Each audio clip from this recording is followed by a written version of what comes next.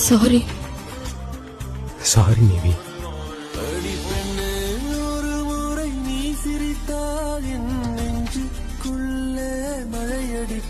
என் பக்கத்திலே இருந்து 20 நாளா பேசாம எவ்வளவு தவிச்சு போயிட்டு தெரியுமா? எல்லாமே என் தப்புதான். என் ஈகோ உன் ஈகோவோட பெருசுன்னு இருந்தல்ல. இல்ல நிவி, அப்பெல்லாம் என் மேலதான் எப்படியே நோட்டு போயிட மாட்டேங்கிற திமிரில் இருந்தது.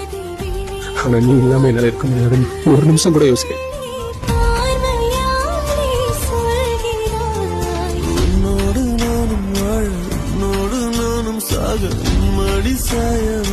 உன்மடி சாயவா